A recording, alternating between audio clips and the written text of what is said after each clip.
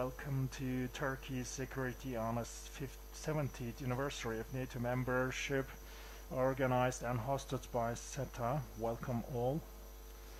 The purpose of this panel is to dwell on security perceptions, motivations, response and prevention, as well as measures producing some strategies within the scope of NATO membership of Turkey, and within the scope of the structural security context. We will also bring an overview regarding the domestic strategies of Turkey in that context. Before giving the floor to the panelists, I want to make a short overview. The NATO, North Atlantic Treaty Organization, was founded in 4th of April in 1952, or ratified by 14 states. In the following years, new 18 countries participated in this organization, becoming 30 member state organization. The headquarters of NATO is Brussels, which is the capital of Belgium. Together with a group of academics in those days, in 2005 actually, I visited to the headquarters, the premises of NATO, and then they moved to a new building in 2016. And apart from the 30 members, Partnership for Peace initiative was actually created by 21 countries. The main objective of this organization, when we look at the introduction part of the convention of the treaty, we see the objective of this organization, and when we look at this briefly,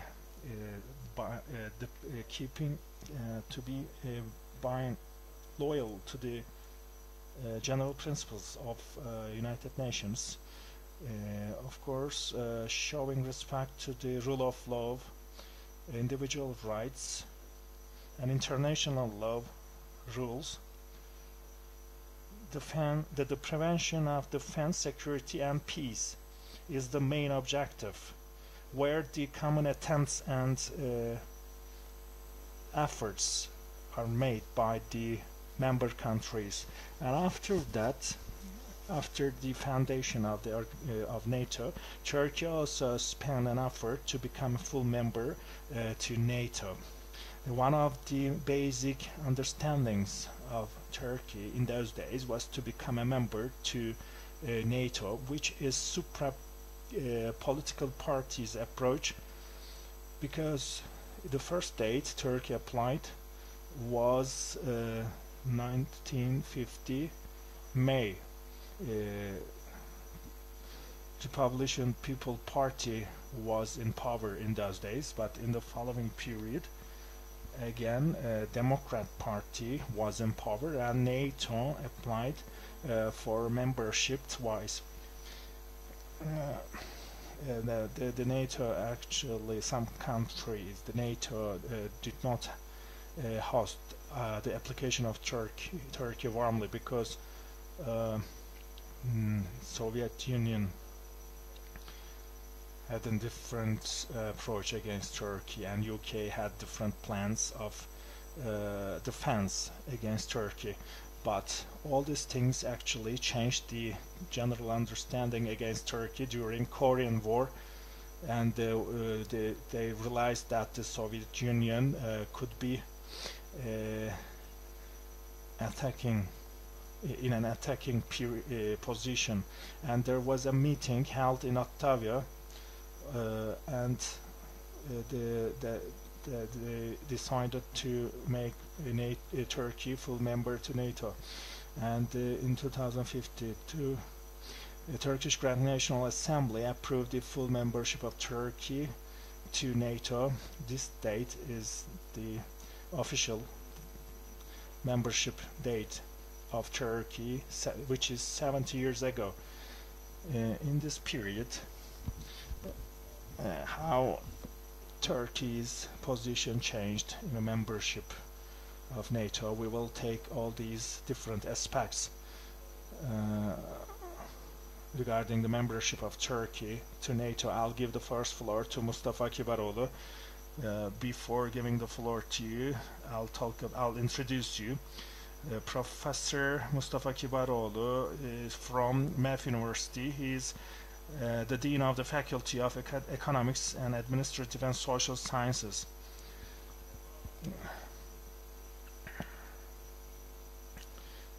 Since his PhD dissertation studies, he's been working on defense issues, nuclear weapons, etc. And in the following years, he also carried out many studies regarding the security issue between 2006 and 2013. The Center of Excellence for Counter-Terrorism Studies, which is in NATO, and he worked as an editor in the review of defense in NATO. There are so many things to say about him, but I don't want to take much time of yours. I give the floor to you. Thank you very much for your kind introduction.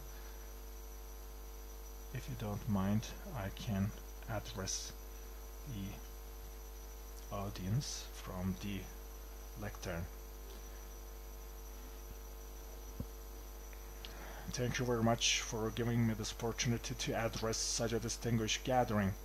As Mr. Acar mentioned, I'm a person who has been working in defense for a long time, and I worked for the Center of Excellence of Counter-Terrorism in NATO.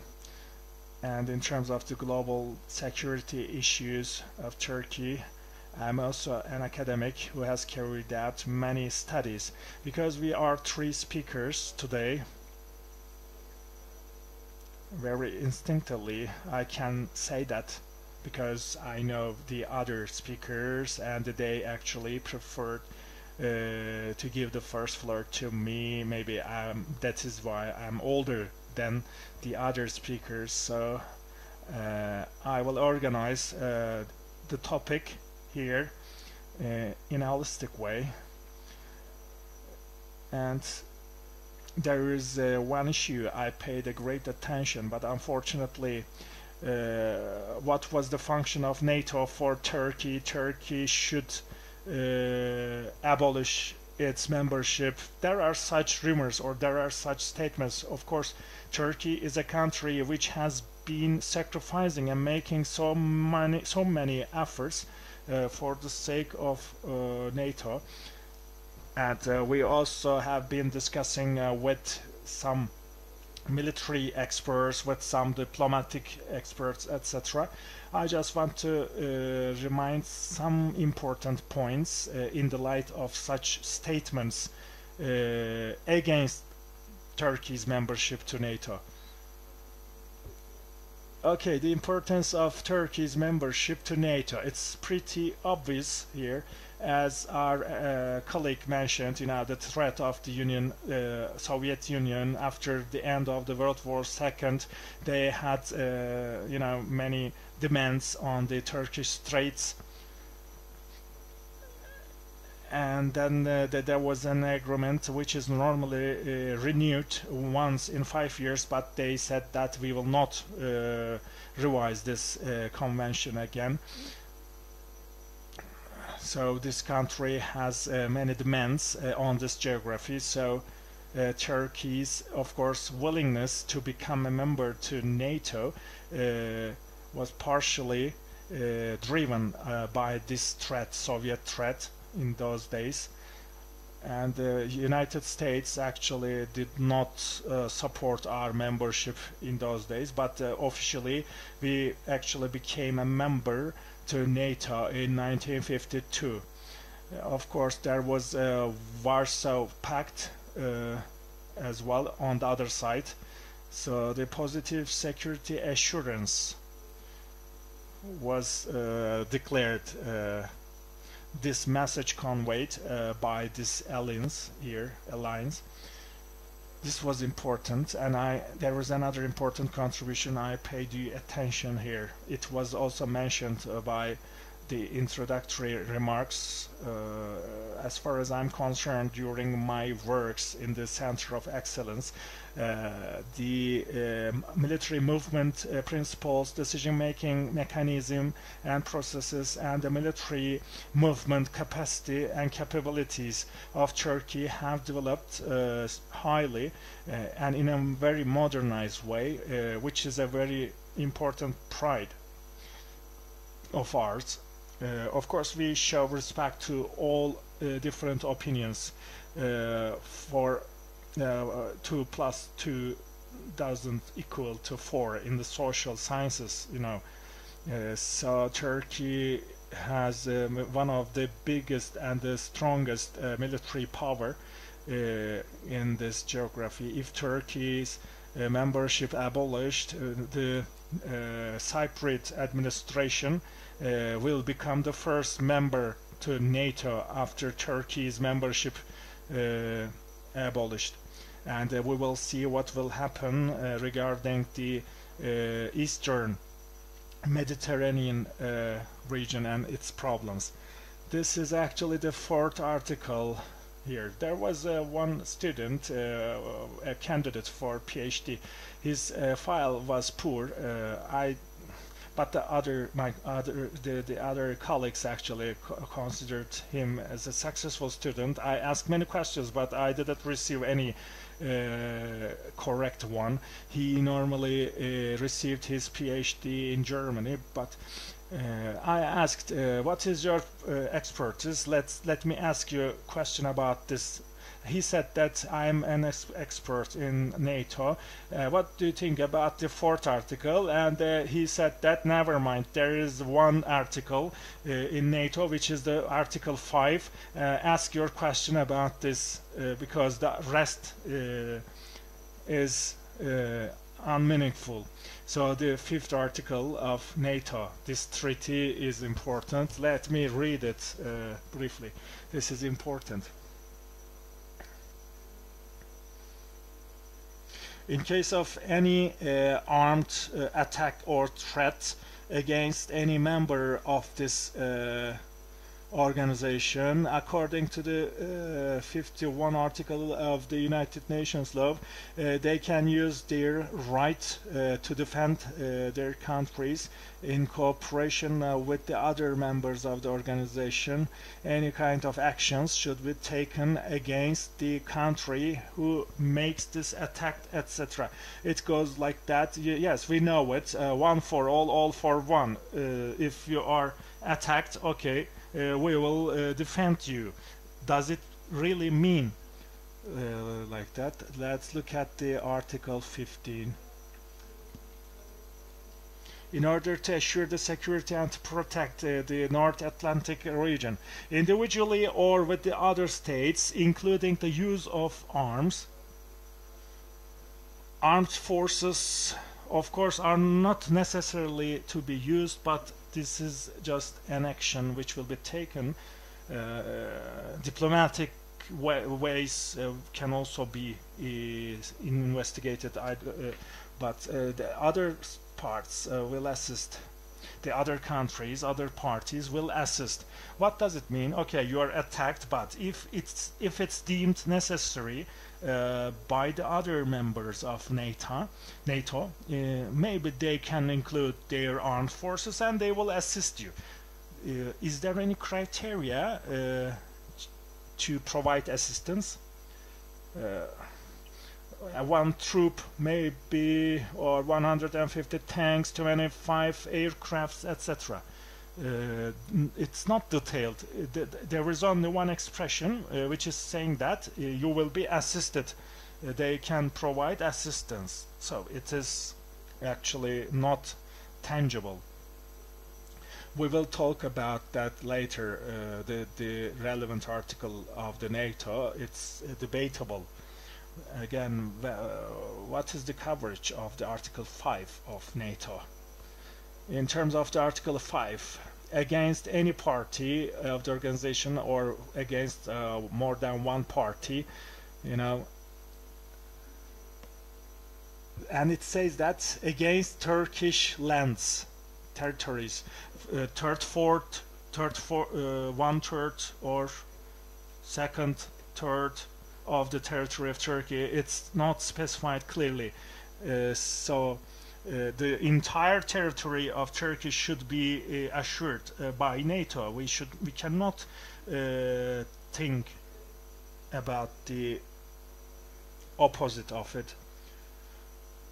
You can also consider the Tanz period, but during 80s especially, majority of the Western European countries, in informal settings, we don't see these remarks in official documents, and they don't utter these statements in official environments.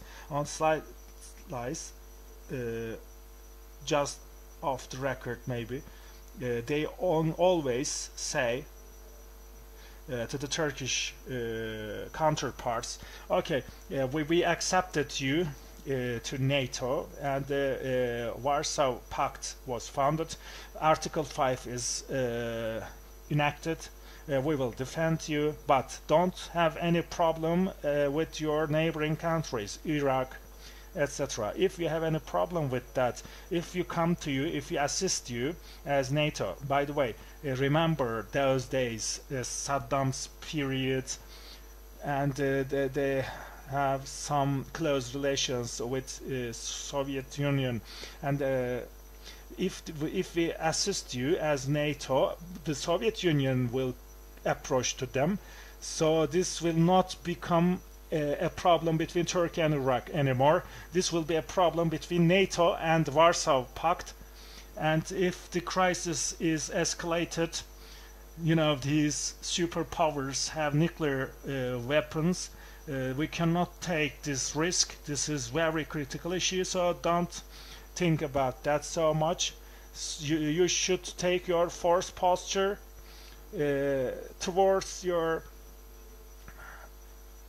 northern part, northeast part, but the Middle East is out of our responsibility, they said. I've been working on that for 50 years maybe. I've worked on this issue so intensively. I worked in different organizations. I had many political discussions with many high level of people in charge, and I make sure that this is very true information. So what we did in that part, Turkey's troops military existence was actually shifted towards the Soviet border. Okay, no war broke out. We didn't. There was no need for any battle in those days. But what is the reason? Okay, we look at our Iraqi borders, but when we look at the Syrian border of Turkey, and by the way, when we say that okay, deport the chief of terrorist organization, we told Syria. And Assad said that I don't recognize Öcalan, I don't know him at all, because Assad actually didn't see any military existence in the border of Syria, so he was not concerned with that. Turkey actually organized its military existence in a way, in an harmonizing way of NATO actually. So we lost so many people if you ask this question, what did Turkey do for the sake of NATO? So you can take this reply at first. Because we have sent our troops to the Soviet border in those days, approximately 30,000 soldiers. And they actually came down to Caucasian region. If they were mostly sent to another region, the Western European countries actually would have some concerns with our military existence in this border. So these issues should be considered effectively, and we should say we can give this reply to those asking what Turkey did for sake of NATO. And how was this situation changed? This did not change with NATO. First of all, as you know, after November in '89, after the fall of the wall, and then the dissolution of the Soviet Union in 1991, and then the occupation of Kuwait, which led to security concerns. In 1999 there was this treaty which was enacted, and under 5 categories, Turkey, South and North was left out of the reduction. So it's not just about sending the arms to be demolished. There were several arms, weapons coming from Europe, which was accumulating in the southeastern part of Turkey. In those years, Israel as well, in 1995, in 1996, you would remember there was a treaty of military cooperation. So all these steps, one after the other, and if you would remember, in the aftermath of Iraq, on more than 100,000 soldiers were sent to the southeastern border, and the soldiers which were on the border with the Soviet Union, they all were also sent down to the southeastern part. In 1996, in 1997,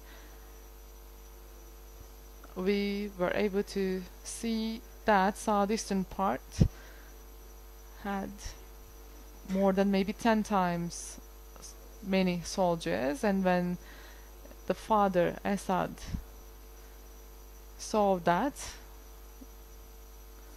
then he sent the head of the terrorist organization out of the country.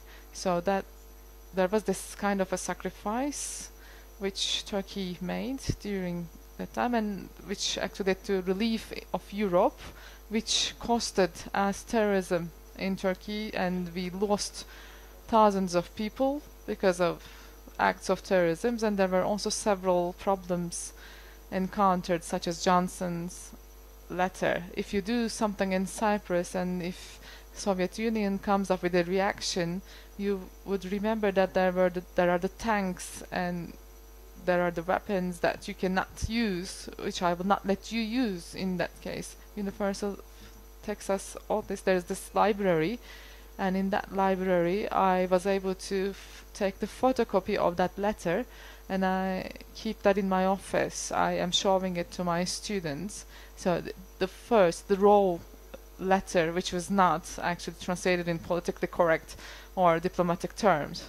So, and if you would remember, there was the weapon embargo right after the Cyprus intervention, after between 75 and 78, and in 2003 there was the incident in Süleymaniye, and in November 2010 during Lisbon summit, Sarkozy said that we will call a cat, and Turkey is a country which is trying to prevent the missile shields, and there were several statements saying that Turkey does not have its place in NATO. 15th of July, so in 2016, let alone the solidarity against coup d'etat attempt, let alone a serious reaction to that, how many people came to visit Turkey at the head levels, at the superior levels?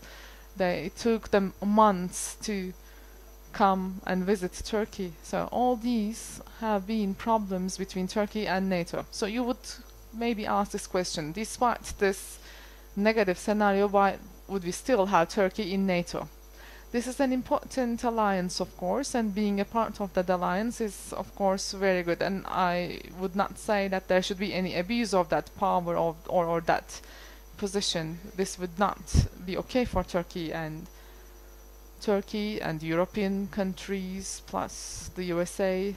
Among all those countries, we know that there are very important relations, and we believe that those relations should be carried out in a way to give the due importance to Turkey's position itself, Turkey's stance itself, not blaming Turkey for unfounded reasons.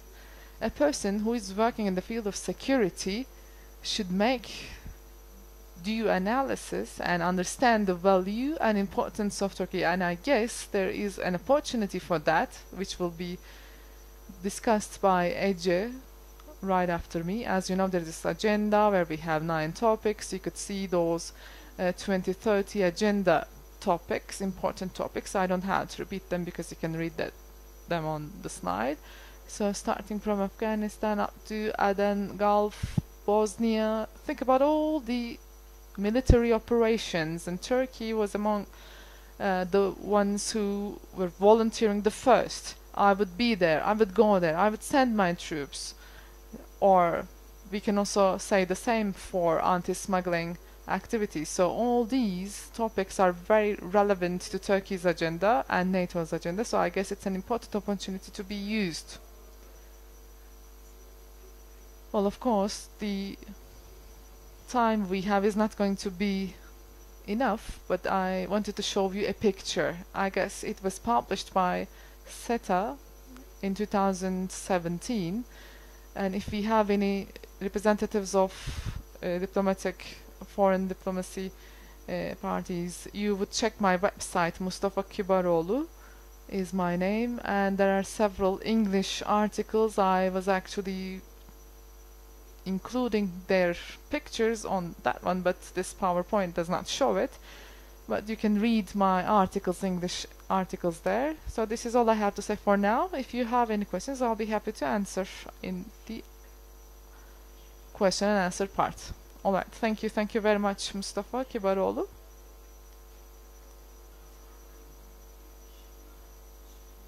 So as far as this 70 years of these relations are concerned, we have listened from Mustafa Kibaroğlu an important overview.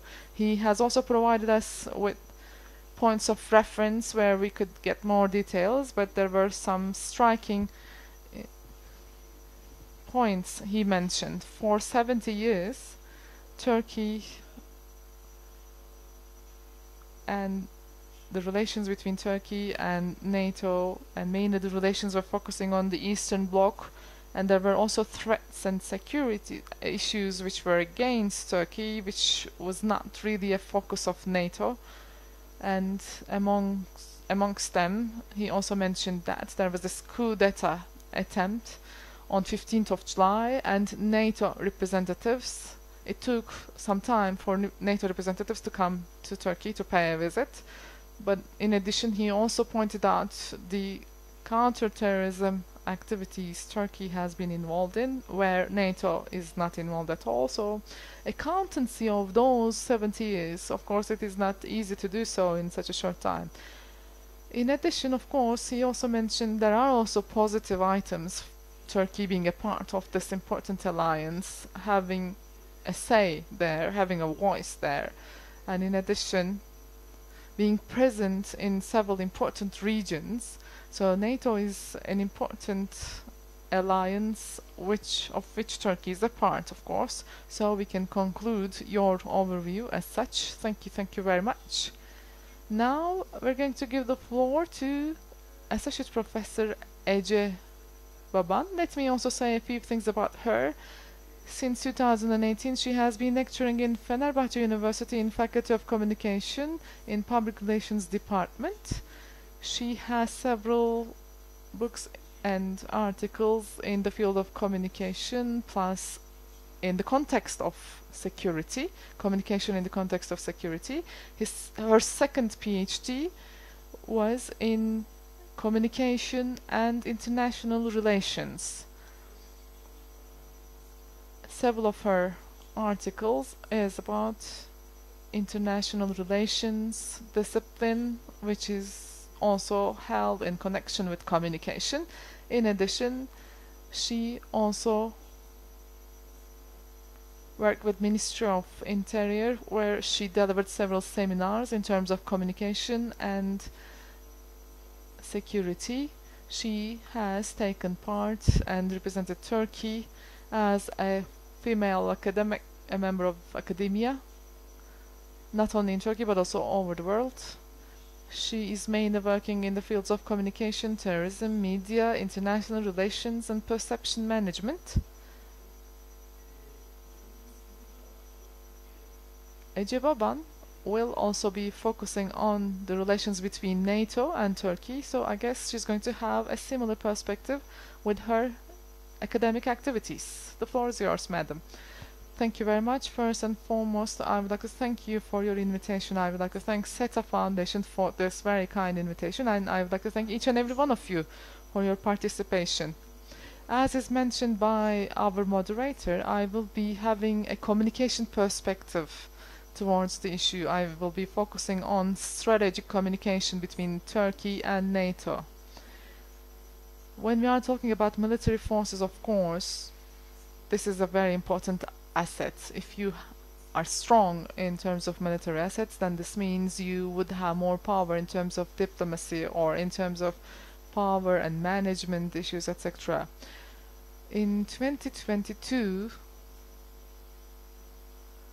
especially in this year, we're going through a Ukrainian crisis where we're talking about armament, intense armament, and several conflicts, potential conflicts. We also have to think about the fact that in line with the vision and principles of NATO, this year is preferred to be focusing on diplomacy. This is something I foresee.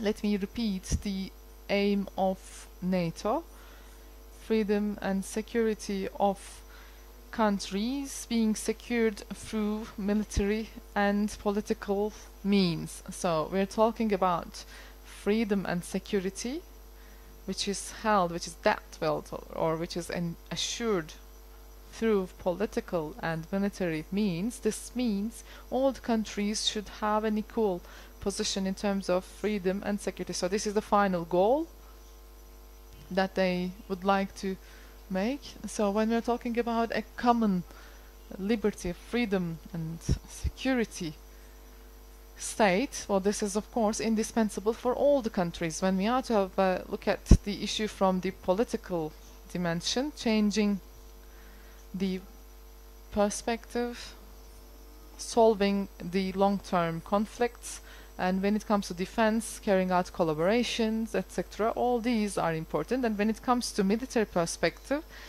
coming up with peaceful resolutions to conflicts. So these are the things which we can list among the principles of NATO. So NATO, first of all, focuses on peaceful solutions, political solutions, and diplomatic ways, but there is also the military force which can be used when necessary. As a member of the alliance, Turkey is one of the countries which has an important, sizable military power. In addition, as is the case for the other world countries, the crisis or ways leading to crisis should be solved. Turkey is a country believing that all these conflicts should be also solved through peaceful or diplomatic ways. Geopolitical importance of the countries is also very much important. And of course today we have a different world. When we are to compare it with 1990s, security threats are more diverse. With the advances in technology and with the changes in the perception of time and space becoming more ambiguous every day, as you know, borders are of course very much important, but still we are talking about a global village when we are to look at the world.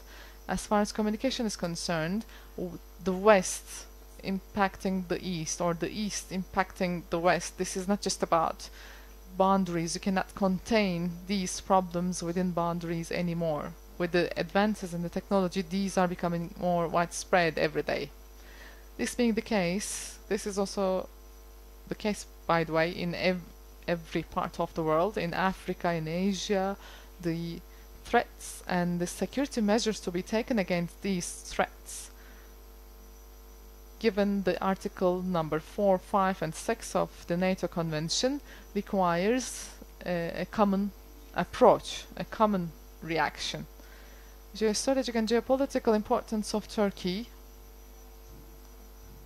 is ensured through also the relations that are established with Western Balkan regions as well as African countries and the other neighbor countries.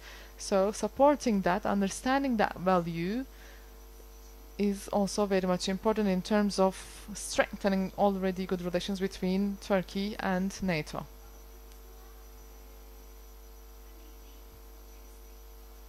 Well, of course, there is contribution by different countries in this alliance, but there are also several disagreements. As is mentioned by Professor Kibaroğlu, Turkey is a member to North Atlantic Treaty Organization, to this alliance, but there are several issues which are arising from Middle East which could also have potential impacts on Turkey. These problems do not have the top priority in NATO in terms of security problems. This is what we have observed as Turkey during the last years. Maybe the most striking and the most up-to-date example has been the terrorist organizations carrying out actions in Turkey, and in terms of identifying the evidence for which would suggest that there are countries behind providing sources to such organizations, this has not been the case, and we have seen that there have been stances by the NATO members which have not been in compliance with the principles or with the articles of the treaty. In order to build a common approach, a common reaction, threats should be also perceived in a common way, jointly, and several policies should also be built in order to support that country while it is countering several threats. With the 2030 agenda, 2030 vision, NATO is trying to extend its vision, extend its agenda, which I believe is of critical importance and is very necessary. NATO is trying to extend its vision, and while doing this, in order to be more powerful in itself, we believe that it's important to act jointly, to come up with a common policy against all the threats that the countries are exposed to. There are also several competition aspects, of course. The members of the European Union, most of them are also members to NATO, and in Europe sometimes there are these disagreements or competition in order to become the leader of the Union. Plus, in terms of security and defense, coming together and building new powers to take a position. For instance, there was a statement by France, the function, the duty of NATO is sometimes being interrogated through such statements.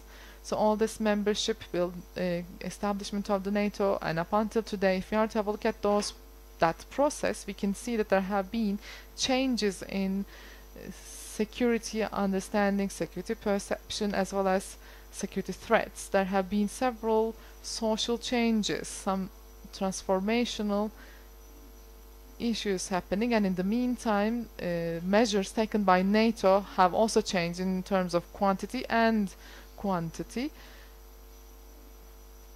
Complicated issues being solved without being further complicated is really becoming more and more difficult every day. In that sense, I would like to refer to the importance of diplomacy and communications. And diplomacy of NATO should not be just used in order to explain the very existence reason of NATO. Rather than that, it should be used in order to strengthen the collaboration and cooperation among NATO members. I believe that this is of critical importance. Especially media institutions could be used in order to clearly explain the situation. And of course, my perspective is a Turkish perspective. I'm having a look at the issue from Turkey's perspective. We should be explaining that. And Mustafa Kibaroğlu also mentioned about several sources, points of reference, and I believe these could be used through media institutions in order to explain that. Setting up a common security policy, coming up with joint policies, making it possible that these policies are functioning, and focusing on the public relations as a priority. In proactive strategies, improving constructive role of Turkey is also important, and it can also be used as a facilitator in order to come up with joint solutions. In NATO, improving the communication activities will be encouraging understanding of NATO better by people. In addition, it will be also strengthening the coordination so that the relations among the countries are kept close. When it comes to the security issues among the society, there will be awareness raised, they will have more knowledge, and also inclusion of public opinion is also very much important in that sense. For this purpose, as far as the communication activities of NATO is concerned, social media should be used, as well as traditional media institutions, members of academia, young people, and several different society leaders should be involved in order to strengthen public diplomacy by NATO. This is also going to be contributing to the 2030 vision of NATO, because there are already communication services provided by NATO, and these activities have also been going through a certain reform throughout the years based on the changing situations and conditions, as well as changing security threats and measures. In a certain part of the world with military power, it's not possible for you to be existing there or to be influential there for centuries. However, through the use of communication, through the use of perception, you could explain your means of your reasons of existence, you can defend yourself, you can explain yourself well, and by making use of culture, it is going to be also possible to analyze the strategy of NATO countries, coming up with a strategy language, and you can actually carry out this type of a communication or this type of influence for centuries. So I here am trying to underline the importance of correct use of the language, the strategy. In some of the countries, if you are to check some of the articles, it's important to protect the principles of NATO. Democracy, freedom, rule of law, protection of them, fighting against propaganda or misinformation and disinformation, fighting against extremism, taking security measures against cyber attacks. All of these are of critical importance, especially when it comes to fighting disinformation. Turkey has comprehensive experience, and in order to combat misinformation and disinformation, there are a number of workshops, seminars being organized in order to raise awareness, in order to contribute in already existing knowledge. There are several activities being carried out. Why is this important? The reason is as follows: because in the world there is the public opinion, and while the public opinion is being shaped not only in a country but also all over the world, if you are in a position where your reputation can be damaged or undermined, then This means all the other alliance members should be sharing with you the correct information, fighting together against disinformation and support you and take you out of that risky situation. We can try to give an example. For instance, in Syria, the problems that are encountered by Turkey in Syria, in the fight against the security problems that are encountered in Syria. Unfortunately, in the alliance, in security cooperation, collaboration issues, or in order to strengthen the position of the societies of the NATO members in such things, in such issues, to be honest, I could say that the alliance has not been able to show equal importance or equal treatment to all the countries in the alliance. So why is it important to strengthen the societies? Well, because of disinformation or misinformation,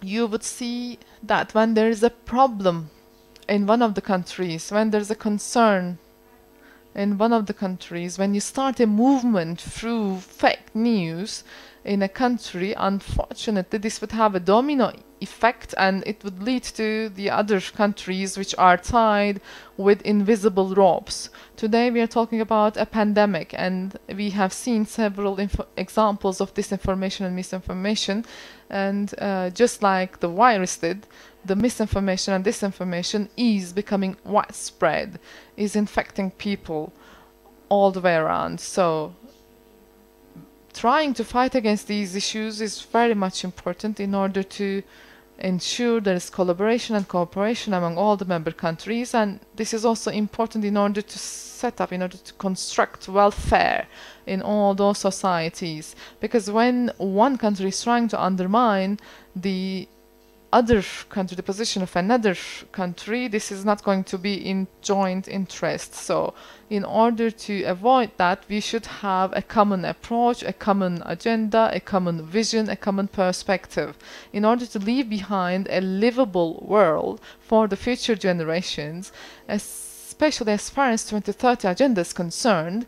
NATO should not be just focusing on the problems which could be arising, or potential problems which could be arising with Soviet Union or with Russia. Rather than that, strategies of NATO should be focusing on as a whole. So NATO should be acting in this way, and this is going to also strengthen the relationship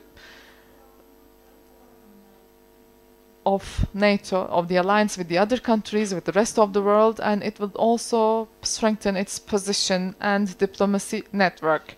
Climate change, irregular migration movement, food safety, water safety, these type of issues should be also within the agenda of NATO, so that there could be a NATO concept prepared for future generations.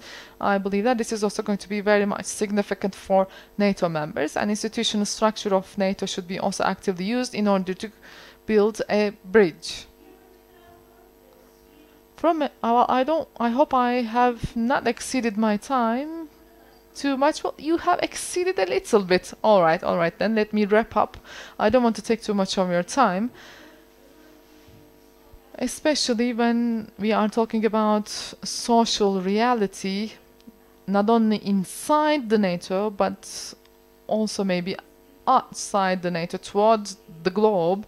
NATO can be pioneer in order to strengthen the relations, and as far as the social reality is concerned, this should not be undermined through artificial threats, virtual threats, because we have real security problems, and there are also artificial problems which are made up. So I believe NATO should be able to show the difference between the two, and to do that maybe there could be training activities, seminars, symposia to be organized. There could be several activities jointly organized with non-governmental organizations, with members of academia, And again, let me give an example from Turkey.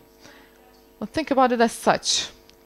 Building a social reality, why is that important? For instance, if you are discussing a football game, as you know, I'm lecturing in Fenerbahce University, so I have to give an example from football.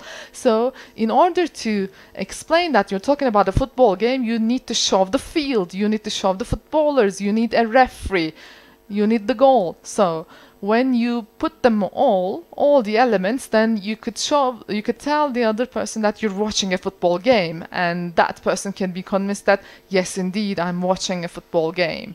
So in Syria, if we are encountered with a real security threat, and if we are fighting against that, and after a certain point, if there is a statement is coming from the other member countries saying, well, this is not really a problem, this is not really a security threat. So if these type of unreal virtual identities are being provided and serviced through several communication channels, then you're going to be confused and not able to understand really, is there a problem or not? So this is an important diversion from reality.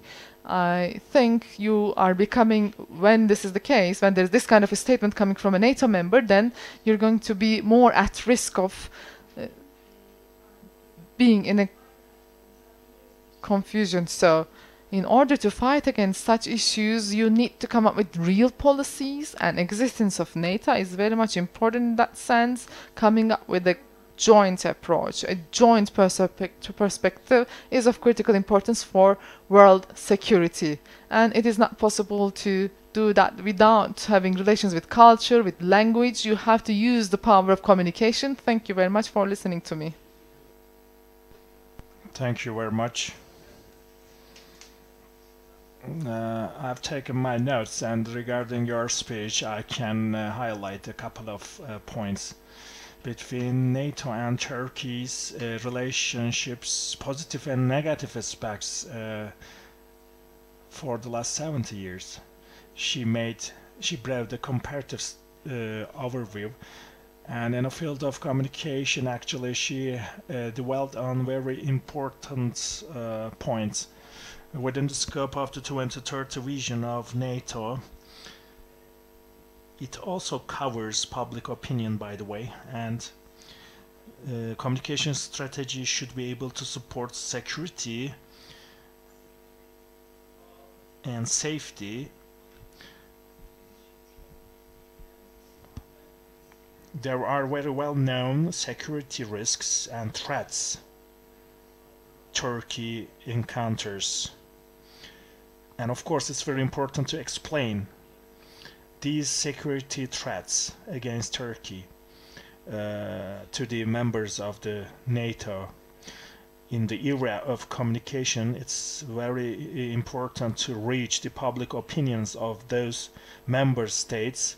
It's possible, and we need to do that. It's very important approach, and Turkey should reconsider this issue.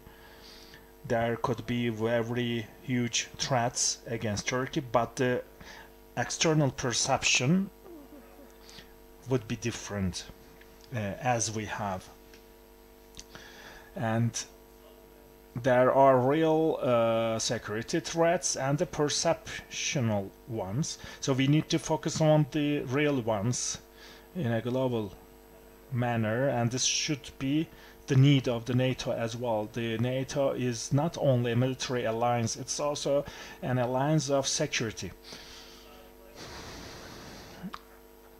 Professor Murat Yeşiltaş, I give the last floor to him as host. After listening to these important speeches, what about the perception of security in present day? I would like to introduce him very briefly. He's an academic in the Department of International Relations in Ankara Social Sciences University, and he's also a SETA Foreign Policy Director.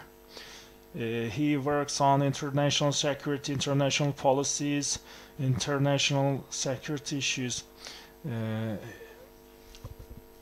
he actually carried out some studies in Lancaster University and in Virginia Technical University, an Institute of Governments and International Relations. He worked as an guest academic.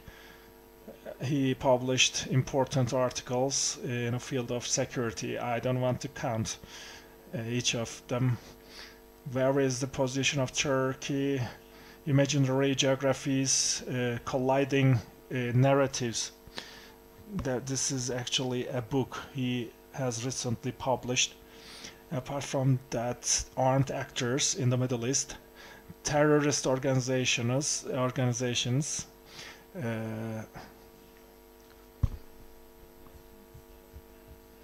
international security, political geography, non-governmental conflicts.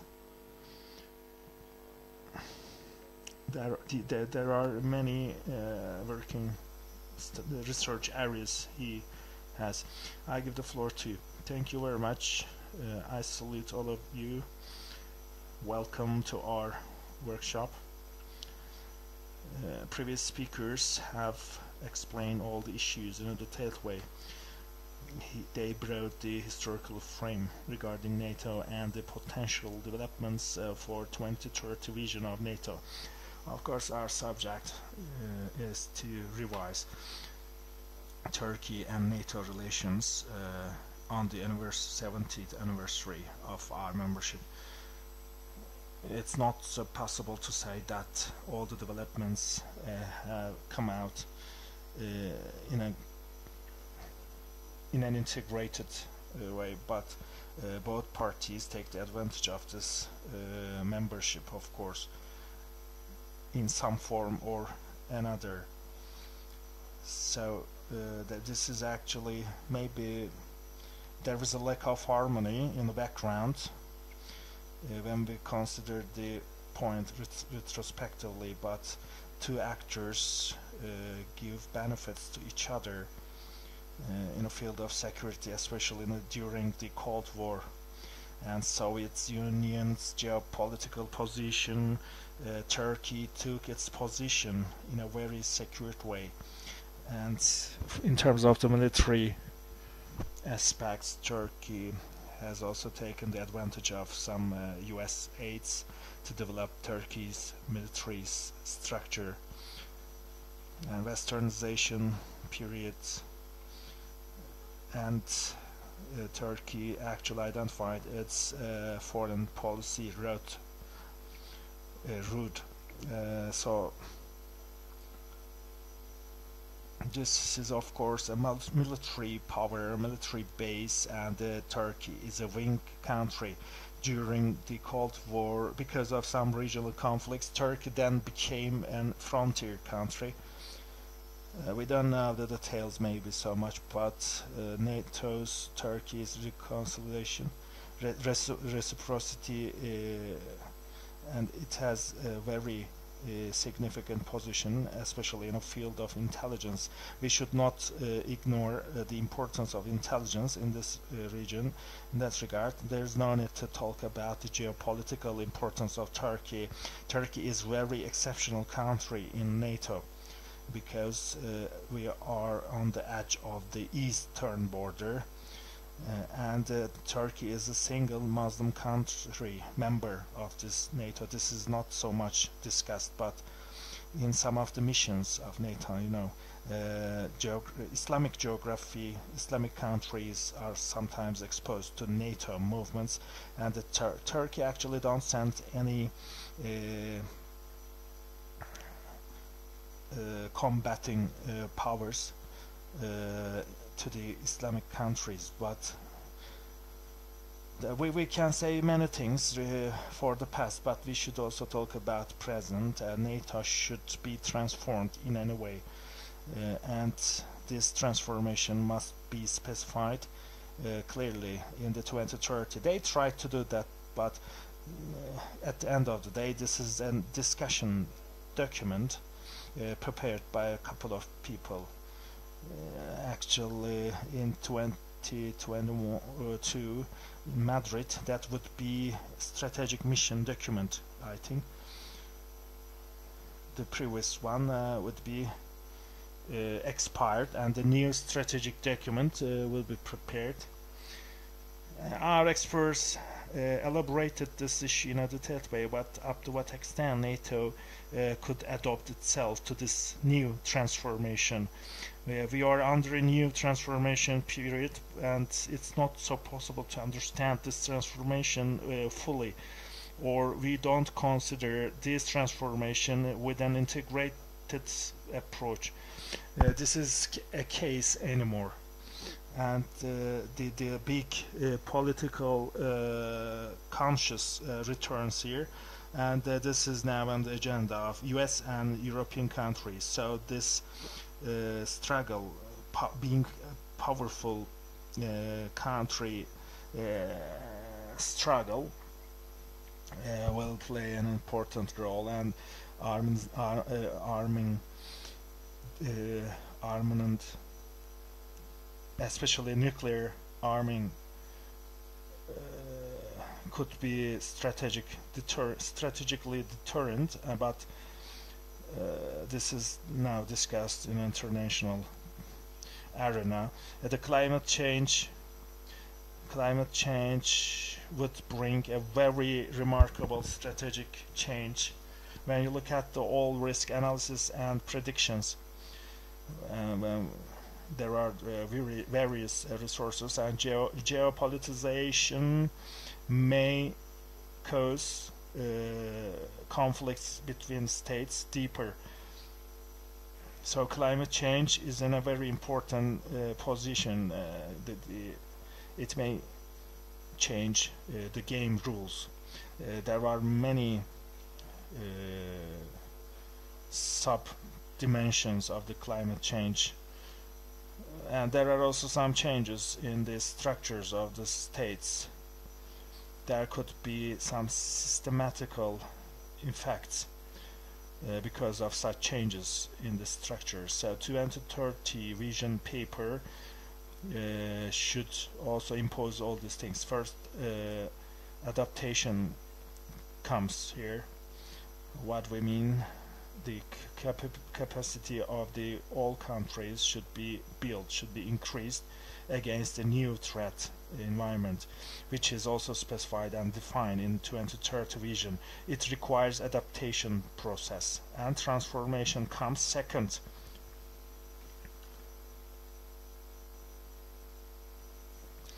So NATO, is an organization of defense, but the defense doesn't start only in the borders of the member states.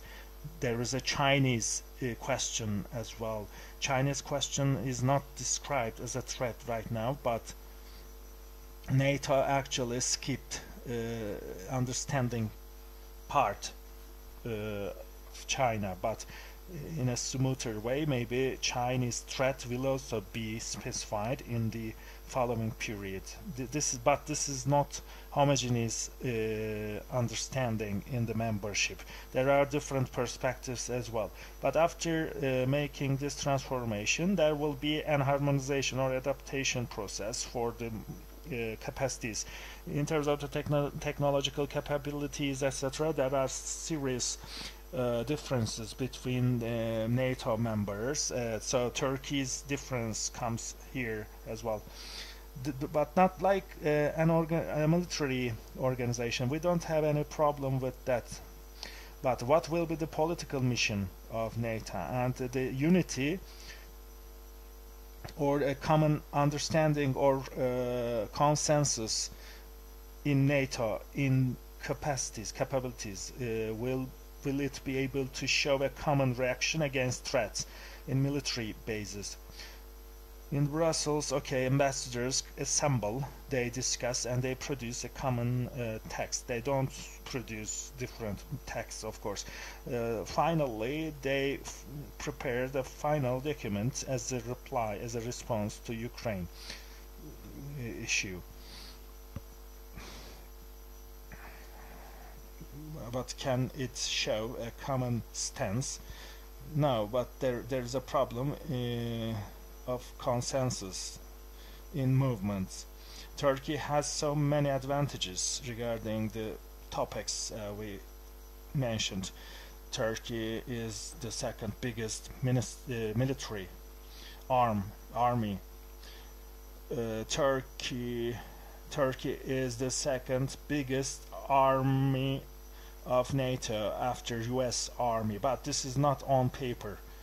When you look at the all forces, Turkey's its location is sometimes changed from time to time. It's placed second or third in terms of air forces. Turkey is placed third, bringing high contribution to the air forces of NATO. Training issues. This is also important. Turkey has a very remarkable position, and preparedness capacity.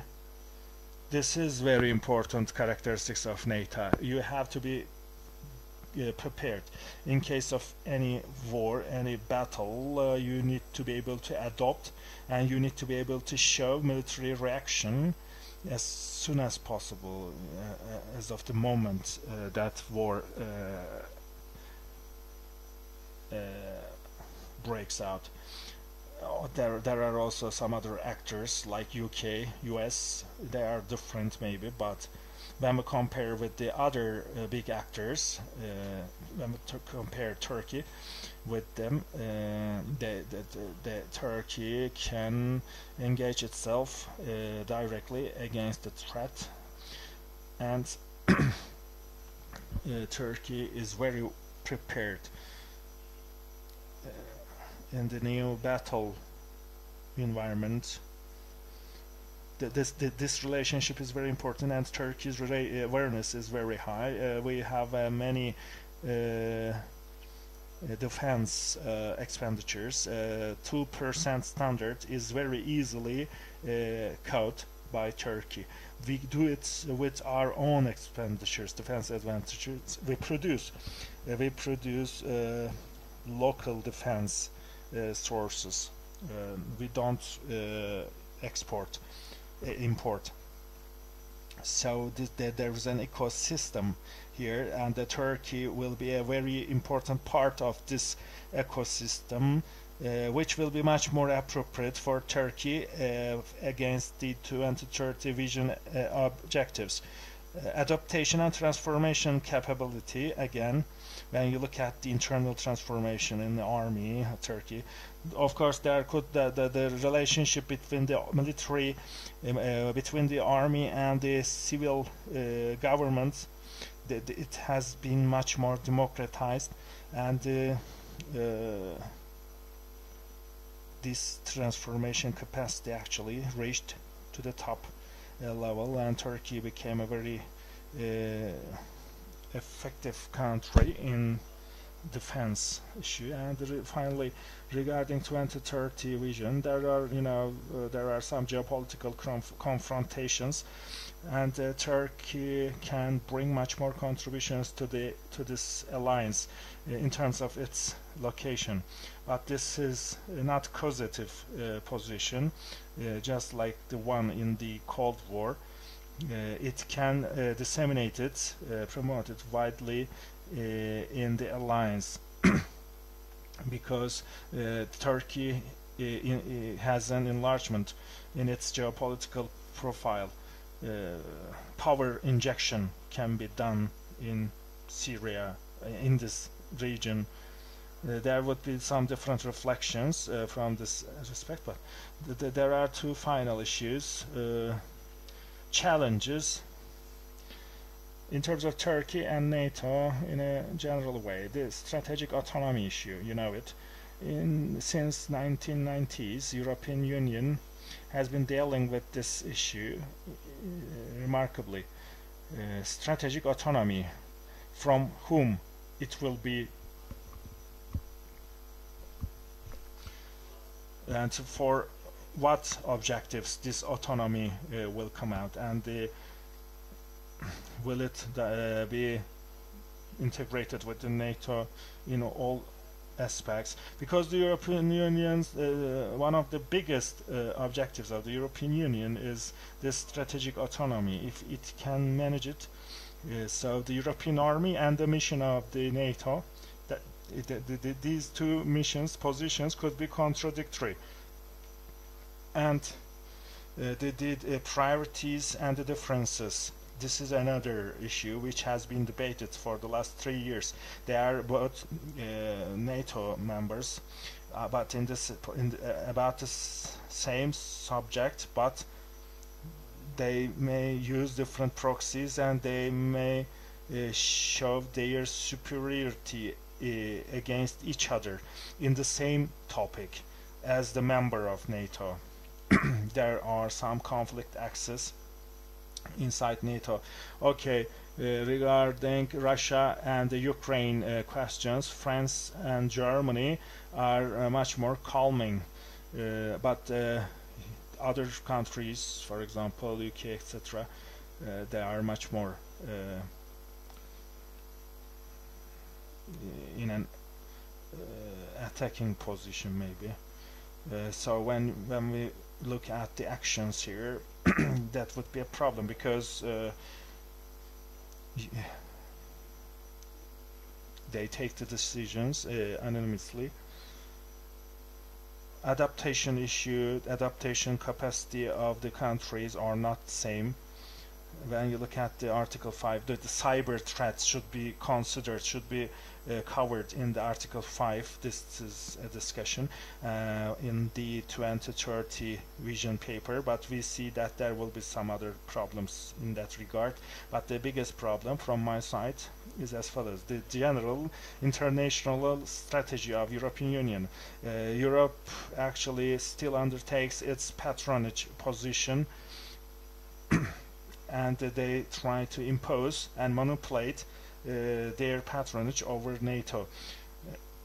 Against China, will NATO take any position? This is not an acute problem of Europe, but for United States it's important to take position of NATO against China. This is maybe mid-term objective of the states.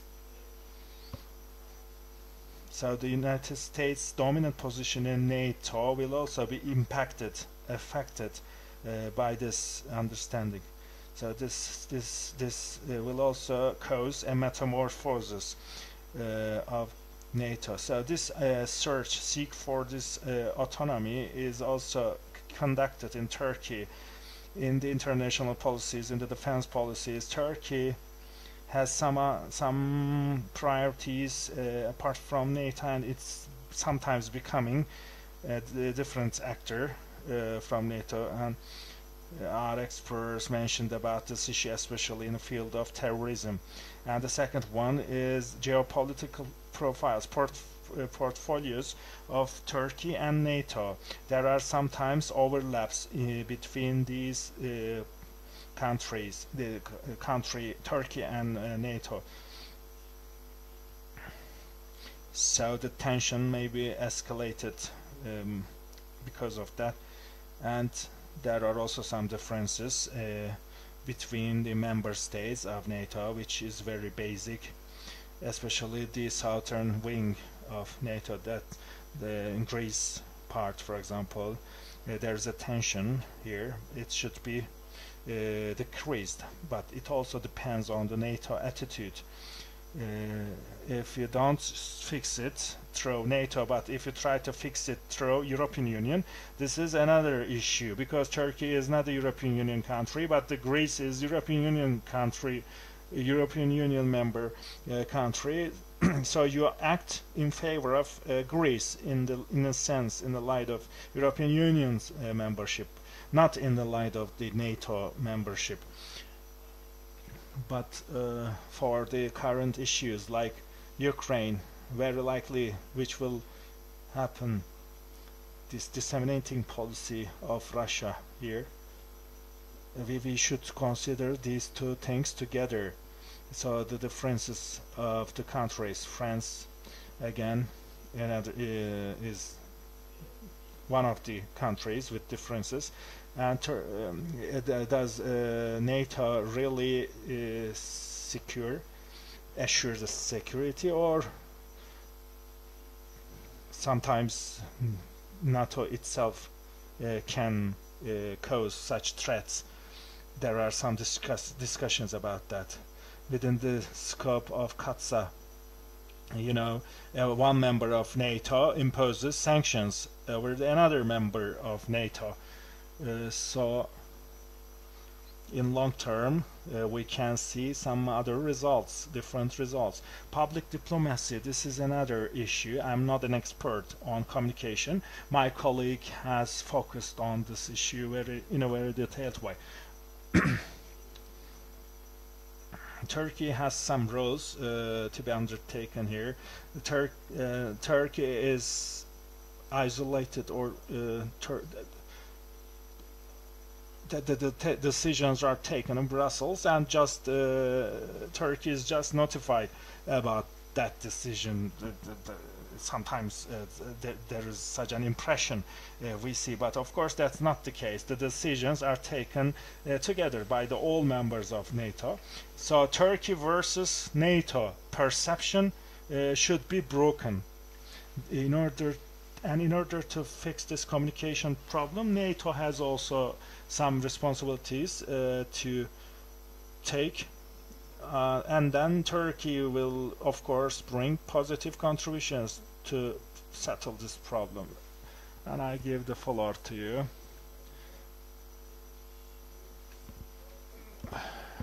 We have a Q&A session, but before that I want to emphasize a couple of points indicated by Mr. Yeşiltaş. He said that NATO has a need to be transformed, and this is actually the main objective of the 2030 vision paper. And he also mentioned about some important topics that the NATO should make itself transformed, and Turkey is becoming a country making its own priorities, strategic objectives, independently from NATO's objectives. Of course, this is an inevitable result. There would be some conflicts between Turkey and NATO. We have seen such conflicts in the past, and we still feel such problems. This is an important issue, the geopolitical priorities of Turkey. And perception is also important.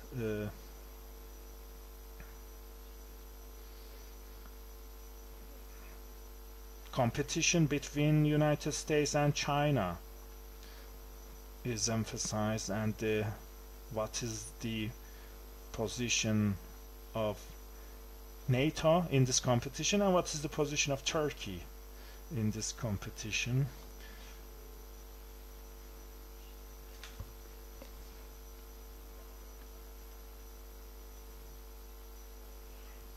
What we need to do as Turkey, we need to explain ourselves clearly to NATO and vice versa, and if we can manage it, that would also be an important contribution to the relationship between NATO and Turkey. Okay, we then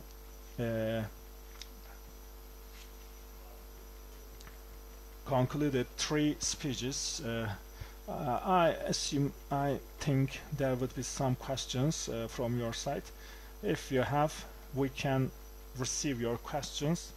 We can start the Q&A session if you have.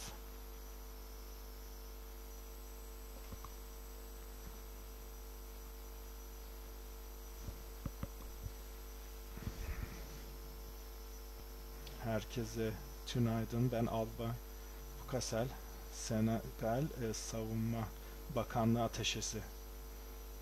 Ben Fransızca konuşan bir ülkeden geldiğim için kusura bakmayın. İngilizcem çok iyi değil, anlaşılmayabilir. Yo, gayet güzel anlaşılıyor. Çok teşekkürler. Çok teşekkürler davetinizden dolayı. Benim bir sorum olacak. 3 konuşmacıya birden olabilir. Soru şu. 70. yıl dönümüne baktığımızda, Türkiye'nin NATO üyeliğinin 70. yılına baktığımızda gerçek ve somut çıkar nedir acaba Türkiye'nin sahip olduğu NATO'da hala üye olarak kalması açısından? Ve de şunu sorabilirim. 3 konuşmacı da söyledi, sonuncu konuşmacı da vurguladı. Stratejik otonomiden bahsetti ve bazı yaptırımlar olabileceğinden bahsetti. Yani mesela iki NATO üyesi ülkenin aslında birbirine bazı yaptırımlar uygulayabildiğinden bahsetti. Of NATO at the beginning, which was being a counterpart facing Warsaw Alliance. We know that Turkey has good relationship with Russia, and as I understand, Article 5 of NATO says that NATO objective is to protect all its members against a foreign attack. And if we consider Turkey's geography, I don't think that there is any member, any other country able to attack today Turkey. And I think it is the first speaker. He said that NATO want Turkey, saying that you don't have to have problems with countries like Iran, Iraq, because if you have these problems, NATO would not be able to intervene. And Mrs. Baban said that there are some contradictions because Turkey is facing new threats like terrorism, and NATO did not intervene. So my question again is, do we have for Turkey any reason, any interest to stay in 2022 in NATO? Thank you very much. Thank you very much. Teşekkürler. Şimdi Mustafa hocamdan başlayacağım. Birinci soru aslında şu, özetle hani Question is as follows. Let me summarize for our Turkish speaking participants.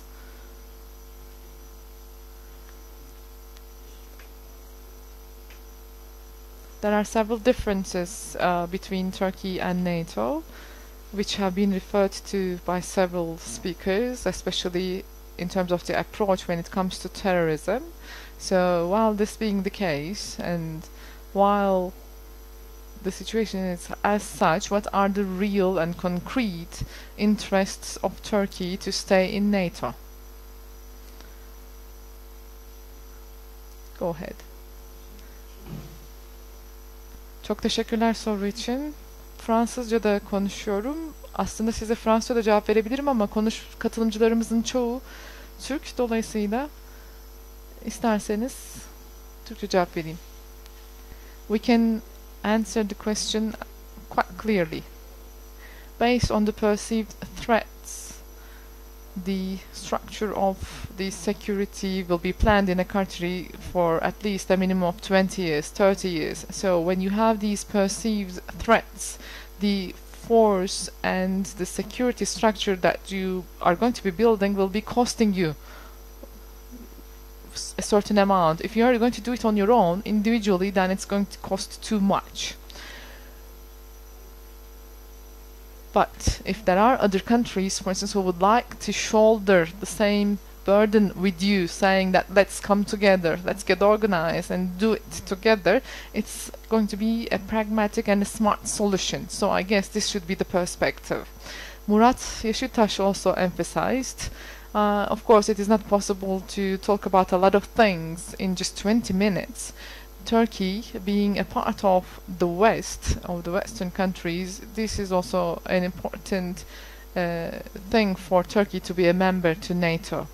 Up until the end of the Cold War, if you were to ask people, for instance, where is Turkey located, maybe many people would not be able to locate Turkey on a world map, because people were thinking about Turkey as a part of the Middle East. But then, in the aftermath of the Cold War, with the things happening in Middle East, everybody started to hear where Turkey is, and people, the number of people who could locate Turkey or who can understand where Turkey is located has increased. So there is this capability in terms of fighting against the threats with intelligence, with security forces, etc., and doing this jointly with your alliance partners is of course more reasonable. And today Turkey is a country in NATO where it has the power to veto. For instance, there was this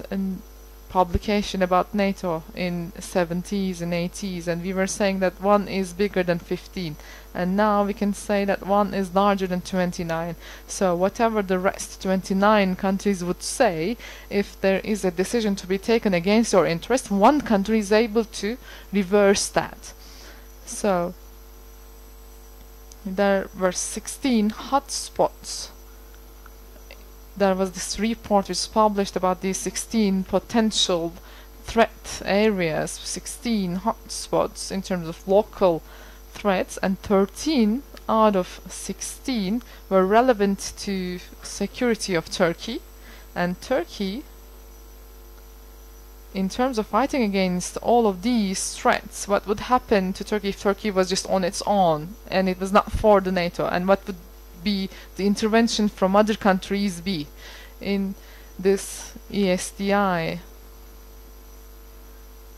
in terms of establishing the common army? This is actually the main point of conflict.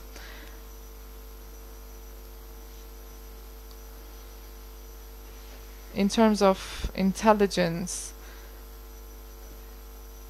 Turkey is going to be bringing its one-off or sustainable support military to European army, but at which tactical level it's going to be used, Turkey is not going to be intervening, and if things are going bad, then it's going to be, the burden is going to be shouldered not only by the European Unions but also Turkey. So this has, of course, this cannot be, this is not acceptable for Turkey. That is why this problem is ongoing for a certain period of time. And in the most powerful treaty organization, Turkey is trying to have this power, and Turkey shouldn't be losing its position. I already mentioned that southern part of Cyprus, if we're going to leave NATO, southern part of Cyprus would be the first country to enter, so which is of course going to create a lot of problems from the perspective of Turkey. In addition, in terms of the threats arising from the Middle East, yes, in my speech I was referring to out-of-area concept during 80s and 70s. I'm referring to Western countries, but not all of them, but some of them were saying to us that do not get involved, do not make us encounter with or be in conflict with the Warsaw Pact. And there were also several operations they wanted to involve Turkey, but Turkey did not get involved in order to, for instance, stop the Iranian revolution. The USA wanted to involve Turkey, but Turkey said that either we do it all together with NATO, otherwise I'm not going to be involved in this bilateral operation. So in the past, a good part of Europe was having a different eye, a puzzled eye towards the Middle East, and when the plane was shot in the eastern Mediterranean, as you know, in the southern and southeastern part of Turkey, the Patriot systems, to install Patriot systems, the decision was taken by NATO. So if we are to check the past, there are these emerging threats coming from the Middle East, and about those threats, there was this perception which meant that Turkey could be acting in closer relationship with NATO countries. However, then this was followed with a reduction in the capacity by the European countries, and as everybody knows, there is the Syrian branch of PKK, YPG, YPD, etc. 40,000 of these ammunition and military weapons provided to YPG in Syria. All these, of course, should be dealt with at the level of NATO. Turkey is a sovereign country in NATO, a member to the NATO, and Turkey is using more public diplomacy in order to prevent the decisions to be taken against its own interest, and there could be also several bureaucratic or administrative measures to be taken, and on several platforms, as I just mentioned, we could be expressing ourselves better. And when we have a look at the football field, even if you put, for instance, the footballers, the referee, the goal, the post, everything there, still people would say that, oh, this is not a football field, this is really a gymnastic saloon. So there could be some people who would be saying that, even if you show all the evidence. But we as academicians, we're here to discuss such issues. People, bureaucrats, are there to discuss such issues. So we have to talk about all these things. We have to sustain our explanations. And of course, when Turkey is going to be angry at the other countries and leave NATO, they're not going to be just crying after you. They would be just welcoming another country, which is going to be creating more problems, more security problems against Turkey. Murat, our participant, mentioned also geopolitical autonomy. The question was also relevant to this geopolitical autonomy and also other disagreements between Turkey and the other countries. To what, when we could relate Turkey being a part of NATO, staying as a part of NATO? Well, actually, what Mustafa Kibaroğlu mentioned is actually providing us with the relevant framework. Yes, Turkey has to stay with NATO, and it is very much in parallel to Turkey's interests, despite the differences. But we have been talking about the changing foreign policy environment and changing security priorities. Being a part of this organization is going to be serving to the potential of creating or serving more to your interest in terms of way. So NATO is not an alliance which you would like to position yourself against. Rather than that, when you are within that organization, you're going to have the capability to shape your policies or shape the policy, global policy, thanks to that. So, for instance, taking a stance against Russia, for instance, is maybe not going to be 100% in line with Turkey's interests, but Turkey also would not have in its interest that Russia makes an intervention in Ukraine. So when you are staying as a part of the organization, you're going to have the chance to have a say in terms of shaping the policies of this organization in a geography where you do not have an influence. Or you could, for instance, have the capability to have soldiers there. So it's not just about shaping the policies or shaping the perspectives, shaping the issues that where you're not present, but you are going to be able to have the capacity to shape the issues where NATO is present or NATO is focusing. And in terms of capabilities, military capabilities, NATO is the most developed organization at this level. So staying in NATO is going to be also, of course, consolidating Turkey's military powers, security forces, Turkish security forces, etc. Alright, thank you very much. We can check with the other participants if there are any other questions. Go ahead. Bilgehan Öztürk, I am SETA Foreign Policy Researcher. I would like to thank each and every one of our speakers. Today, of course, we are discussing the 70th anniversary of Turkey's NATO membership. This means, of course, we believe that there is one aspect in terms of Turkey staying as a NATO membership, which is NATO's future. At the end of, in the aftermath of Cold War, when there was this loss of meaning in terms of NATO's reason for existence, maybe this can be this can be solved with 2030 agenda. The reason why I ask this, for instance, we have to think about the cracks on the two sides of the Atlantic during Trump's presidency. This isolation power was not maybe just specific to Trump. It was expected that Biden would be having a different approach, but maybe not all the expectations have been met. And this has also been a similar observation during the Ukrainian crisis, etc. So there is also this China competition issue where Asia is the acting as a pivot, and maybe if I am to wrap up my question, maybe I could put it as follows: is it going to be possible to ensure this solidarity with NATO, and is NATO going to be preventing its loss of meaningship in terms of existence? Well, thank you for the question. After, well, I was actually a student back then when the Cold War was ended, and with the dissolution of Soviet Union, people were discussing, do we still need NATO in the future? Are we going to need that? And one of the main reasons for continuing of its existence was ensured as counter-terrorism, international counter-terrorism. So is it going to be the only reason for existence of NATO? Are we going to be able to add more reasons to that? We can start with you, Professor Kibarol. Well, thank you very much.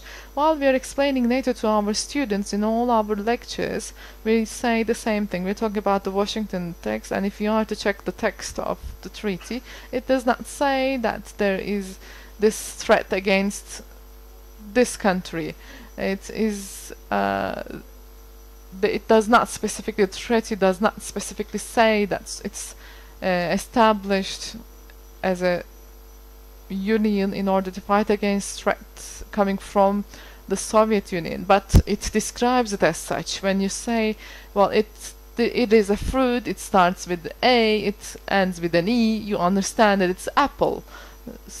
This being the case, when there is a threat coming from different parties against democratic structures, then of course you would understand that it's Soviet Union, etc., because it was the situation back then, etc. And after Iraq War, well, if you are to call it war, I'm not sure, after the first Gulf War, I guess it was the first NATO summit, they were saying that, well, we are fed up with the patronage of the USA, so we should get rid of this. And then Father Bush said that we're going to have a 1 hour cease and decide amongst yourself. We're going to be either finishing NATO today or we're going to go on together. So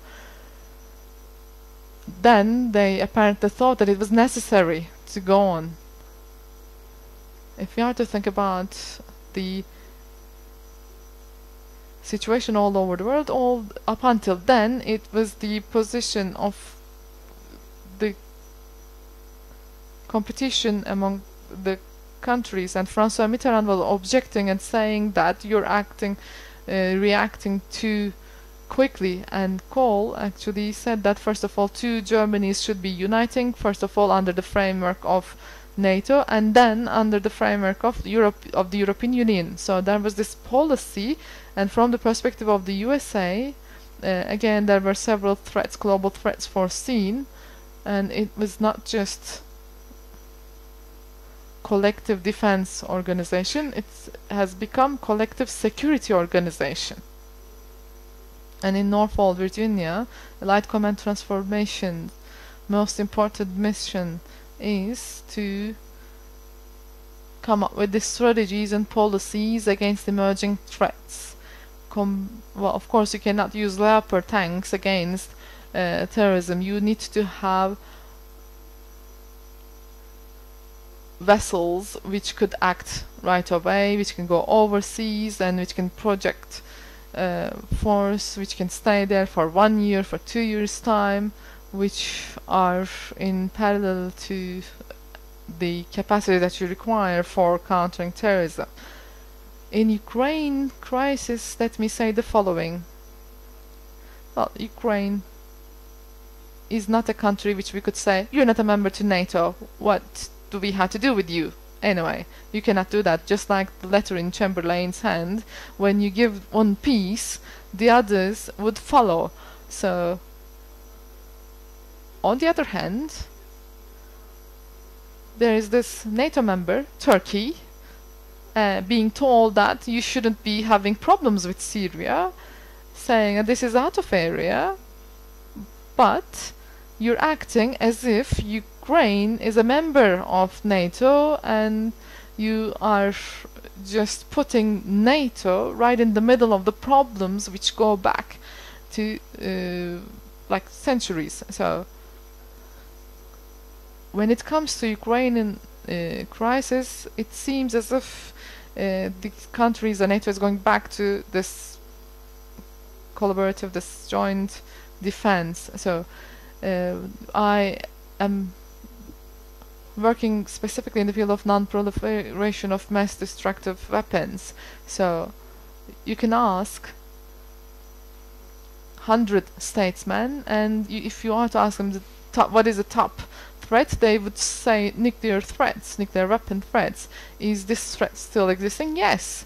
And is, for instance, they were afraid of the fact that Mosul Dam was to be exploded by ISIL.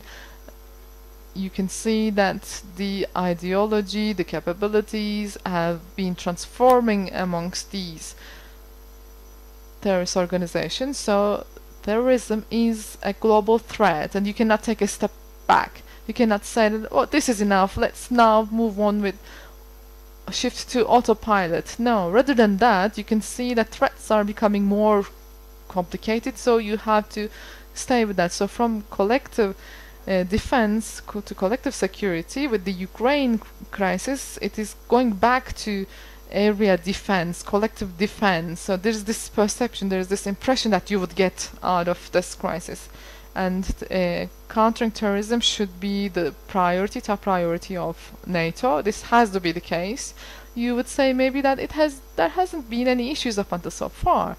Alright, but people are, for instance, driving until the age of 70. They do not get any fine, they drive safely, but you might just one day, out of the blue, have an accident when you become 70. So you have to think about intentions and capabilities. If you have the capability and not the intention, that's okay. If you do have the intention but not the capacity, again, that could be okay. But when you have both interest and the capabilities, then that is really a potential threat. So you cannot say that, well, we're not going to have any problems for the next 15 years in Ukraine, and you cannot explain this to anyone. So 99 times out of 100, when terrorist organization is failing, no problems. But when they quote-unquote succeed in one of them, then that is going to be a real problem. So, and if you are able to deal with 99 of them successfully when countering terrorism, you're okay. But when you're unsuccessful in just one, that's a serious problem. So global terrorism is a serious threat. Countering global terrorism should not be undermined. It should be staying as an important part of the agenda. And I believe the Ukrainian crisis have been unfortunately filled with diplomatic or political problems, political statements, but I think we should leave it to diplomacy from now on, because there's already this culture which has been built up so far. And when it comes to Black Sea security, well, this is an important area too, but it's of course a story of a different conference, the Ukrainian crisis, importance of it, because from the perspective of Black Sea security of Turkey, but we can discuss it later. Well, we do not have much time, so Ece, I guess your evaluation would be important from that perspective in terms of transformation of NATO from now on for the future. Should we stay hopeful? What would you say? Let me put it shortly. Should we stay hopeful? Should we be hopeful? Well, it is actually up to NATO members who would create that hope or sustain that hope. Function of NATO, or if the area of influence of NATO, if we would like to sustain that, we need to understand our area of focus and we need to well identify our priorities. If you are to check 2030 agenda of NATO, you would see that there are also different missions undertaken by NATO, and NATO is trying to position itself from that perspective by adding on new responsibilities. I do 100% agree with Professor Kibaroğlu. Global terrorism is an important threat. We cannot really take a step back, and fighting against extremism is the most fundamental area. And climate change, this is another important topic amongst 2030 agenda. Turkey also signed Paris Agreement, and climate change. Don't you think that, for instance, it's going to be aggravating terrorism acts, irregular migration, not being able to find food, not being able to find enough water? Murat Yeşiltaş also underlined that. Today we are fighting against the other. When you alienate someone, when you do not own it, when you do not involve it, when you do not share the same values, all the others would be the target of the terrorist organizations. They would be very much willing to go there and involve themselves, own themselves, become a part of it. So when you are excluded, then you're going to be risking being the first target of terrorist organizations. So NATO, together with the alliance members, how it's going to be positioning itself. Today we're talking about Ukrainian crisis, but there's also the point of energy. Energy is one of the most important topics on the agenda of NATO, right?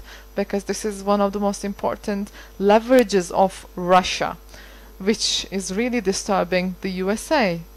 Germany and Russia having these dependency between themselves, or the the European Union. When it comes to Qatar and NATO, for instance, building an alliance between NATO and Qatar, or looking for taking new steps in terms of energy corridors, new energy areas, and the normalization of the relations between Turkey and Israel. It's not just about Turkey or Israel, it's also about using those energy sources which could be also used on this way and transported to Europe or to the rest of the world. So starting from the first days of foundation, or starting from 1980s, 1990s, if we are to start from there and interrogate the existence of NATO, then we would go wrong.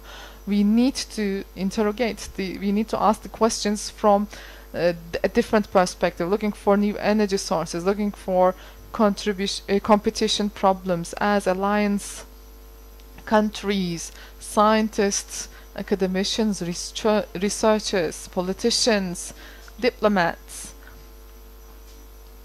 All these people, groups of people in those countries, in those member countries, how well we will be able to converge, come together, unite. So this is going to be the indication for the future. Am I hopeful about 2030 agenda? Well, if it is really going to be feasible to implement all those different topics, and if it's going to be possible to collaborate in all those issues so that we can act together, act jointly, collectively against those threats, then I guess we can be hopeful. There are very diverse threats, and there are diverse developments which could lead to different threats, and the countries which are linked together, those linkages should not be a knot. So rather than, in order to solve those knots, we need strategies, and those strategies will help us to reach our targets, I suppose. Thank you very much. Actually, we have come to the end of our time. Maybe there were also some other questions and social media too, but we do not have any time left. We will have to adjourn this session here, which has been very good. Well, I would like to thank all our speakers. I would like to thank SETA for hosting this event. I would like to wish you a very good evening. Thank you very much.